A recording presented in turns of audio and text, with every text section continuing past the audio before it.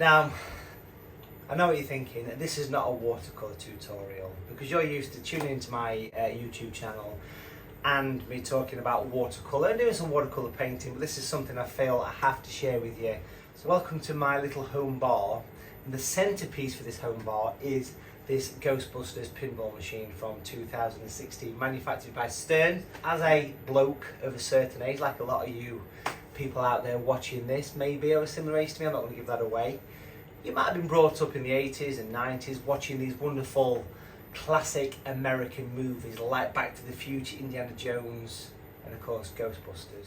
This is a detailed replica from the movies, but of course what's missing from this is the Proton pack. So Hasbro decided to reach out to their Kickstarter portion of the company, which is called Haslab, and put it out there. Would you like to see a detailed replica of a Proton pack? There's never been one. There's never been a really good mass production of a Proton pack. Well, this box behind me here is a result of that Haslab Kickstarter or crowdfunder.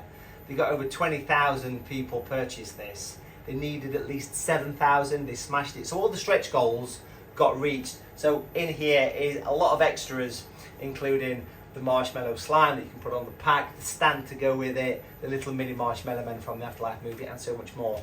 And this connects to this. Now, I've seen a few videos on this in the pre-production, and the quality of this thing is looking amazing, but has Hasbro matched that quality? I'm pretty sure they have.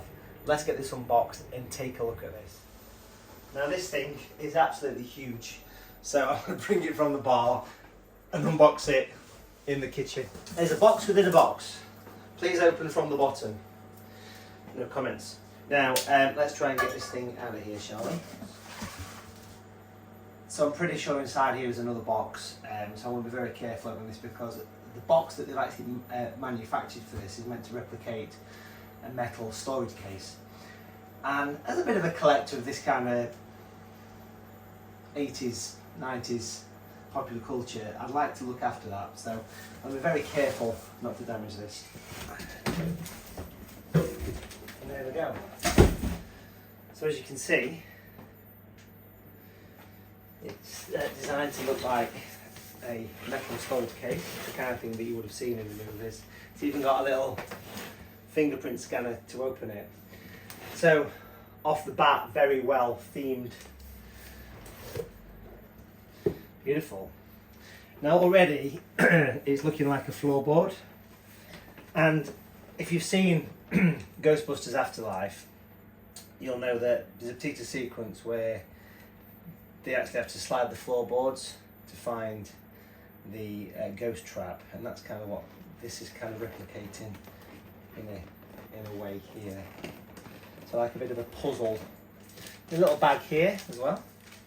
Yeah, there you go. So the blueprints for the Proton pack, which is basically instructions on how to connect the neutron one, how to put the batteries in. So it's actually looking at, needs 4 D-size batteries. Wow, they're the big chunky ones. How to dismantle it as well, but we'll get to all that a little bit later on. Then there's a bit of looks like there's a bit of a health and safety information there, so I'll pop that back in. So let's take a look at this. Now this is not sliding as well as I thought it was going to, but it's like a lock mechanism. There we go. So it slides down again. It's replicating the scene from Ghostbusters Afterlife there, and then this comes up, and then we are presented by, I've got to pronounce this one, Phantasmical Samples, handled with extreme care, and a ghost trap as well. The ghost trap. Now I believe, let's open the ghost trap first. I believe the ghost trap possibly has the marshmallow men, which is one of the stretch goals. If you've seen Afterlife, you'll know that the marshmallow men got burnt in the was it a Walmart? And you can see right here that there's actually 4 of those, I believe. I've got to say that the detail on those is really impressive. Again, another one of the stretch goals was to have some marshmallow slime, as it were, but I don't think it looks all that great actually. Again, it's all wrapped in paper, which is really satisfying rather than plastic. Yeah, so I mean, I'm not sure if you're looks a bit suspicious, don't it? So there's a set of these basically to hang on the pack. So if you go to a convention or some kind of cosplay or something, you've got these little sort of bits of marshmallow. Oh, there we go. So basically that's the kind of top part of the packaging.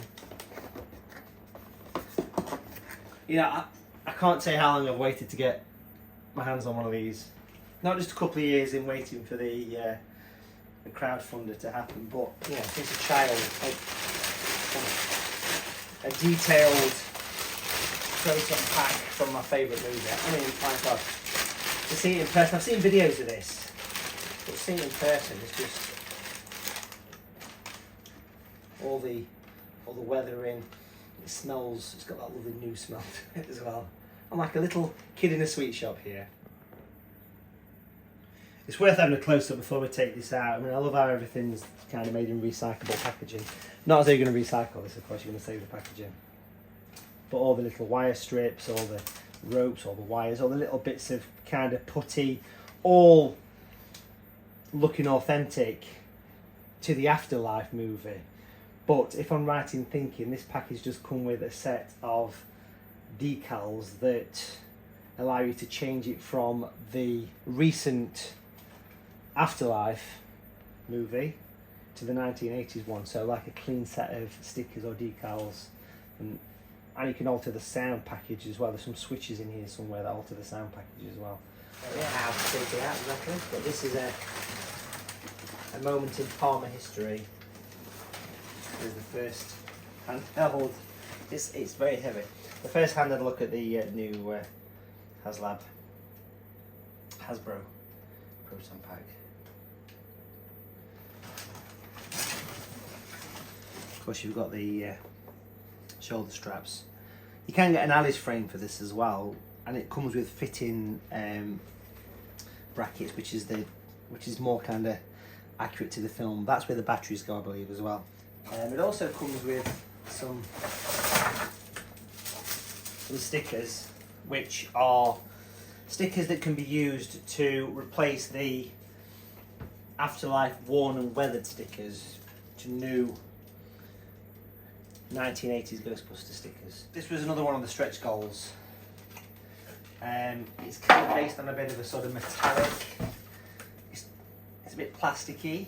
I think the original idea was to make it look more metal, but they haven't done that, so I'm sure that's just what it is, kind of thing.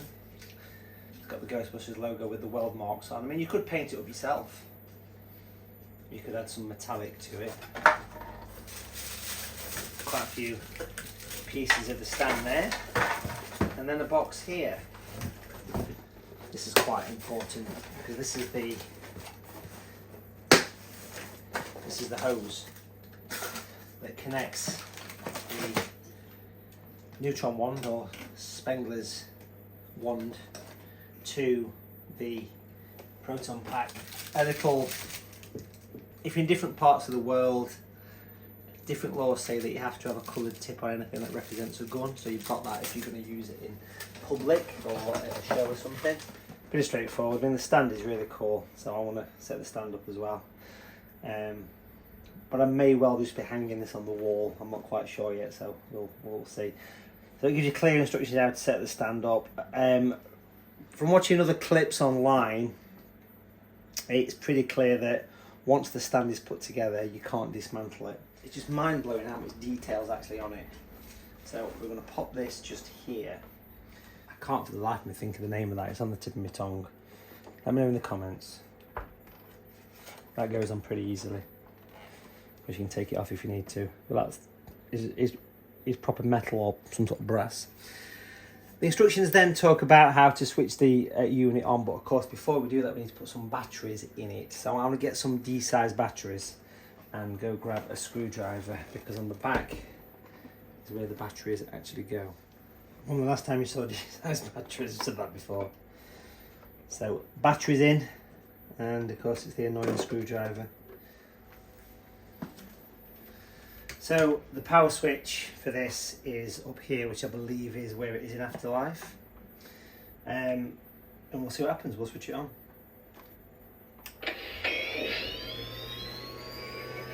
It's vibrating, pulsating. You've got the spin, which is wonderful. So the spin is from Afterlife. You can change it for the alternate flash, which is for the 80s Ghostbusters movie as well. This is a volume control.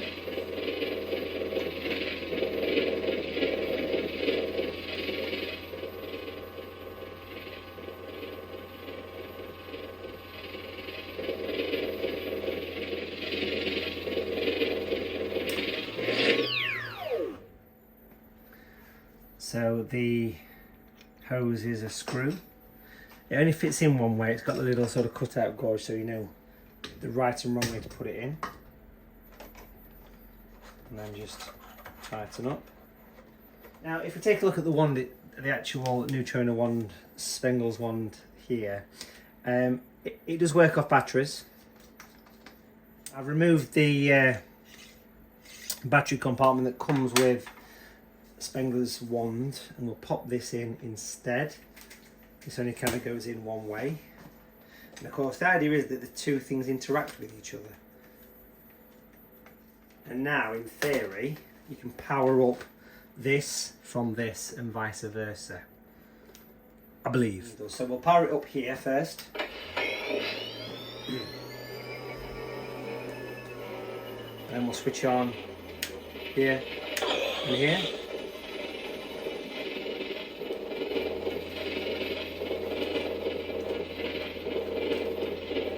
Extend,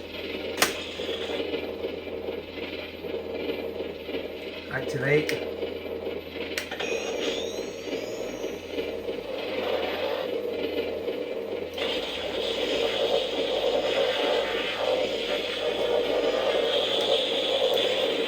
and of course this vibrates as well.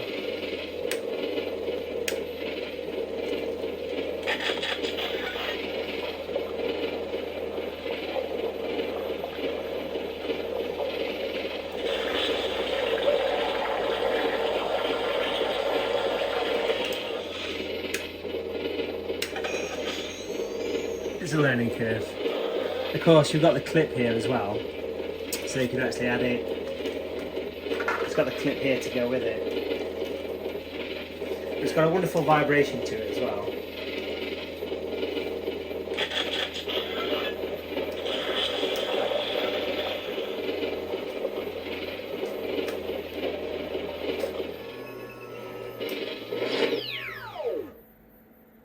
And if you've seen Afterlife, you'll know that you can remove this. In one of the scenes where Phoebe goes into her grandfather's basement, you can actually take a look at the detail that is actually inside this thing. Now it seems to be pretty straightforward. You have to take this off here. So that actually comes off. This then lifts off, and then we can see internally. It's very detailed. It's mind-blowing the level of detail that they've actually applied to this.